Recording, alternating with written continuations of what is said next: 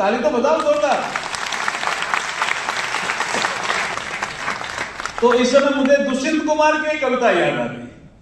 जब कोई समस्या का समाधान नहीं हुआ तो दुष्यंत कुमार जी ने पूछा क्या होगा, तो उन्होंने कहा हो गई है पीर पर्वत सी, पिघलनी चाहिए और इस हिमालय से कोई गंगा।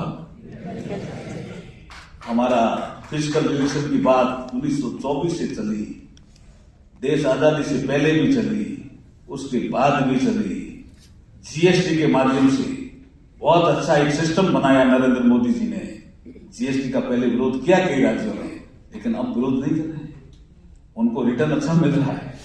बहुत अच्छा फॉर्मूला मोदी जी ने बनाया है, जिसको उन्होंने कोऑपरेटिव फेडरलिज्म का नाम दिया है।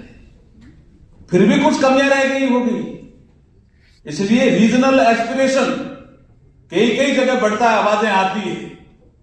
कभी हम जाते हैं पांडिचेरी में तो वहां भी कोई अलग तरह की आवाज आती है, कभी हम आंध्रा में जाते हैं तो वहां भी आवाज आती है, जब हम जम्मू कश्मीर में जाते हैं। तो ये कैसे दूर हो रीजनल जो इम्बैलेंस है, एस्पिरेशन जो उन लोगों का हो, वही बाबा साहब की कल्पना थी। इसके लिए हम चिंतन करने बैठे हैं। इसलिए जो दुष्यंत कुमार जी ने कहा है वो एकदम यहां फिट बैठ रहा है। वीसी साहब के नजरों में ये पेश है। हो गई है पीर पर्वत सी, पिघलनी चाहिए और इस हिमालय से कोई गंगा। आग मेरे सीने में नहीं, तेरे सीने में ही सही, जहां कहीं वो आग, लेकिन आग मेरे देश के राज्य ठीक हो, केंद्र का फाइनेंशियल सिस्टम ठीक हो, राज्य तरक्की करें, ऐसी आग लगनी चाहिए। बाकी कोई आग लगने की जरूरत नहीं है, नहीं तो ऐसे साल आ जाएगी। आग कहां लगा दिया?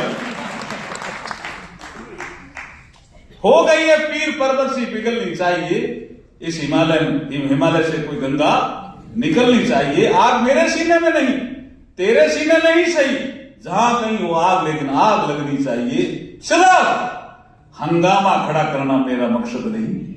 कुछ पूछते होंगे कि 1924 में पुस्तक आई, 25 में प्रकाशित हुई, ये एक कानून मंत्री क्यों हंगामा खड़ा कर रहा है? क्या हंगामा खड़ा करना मेरा मकसद नहीं है, मेरी कोशिश है कि केंद्र और राज्यों के संबंध सुधरने चाहिए।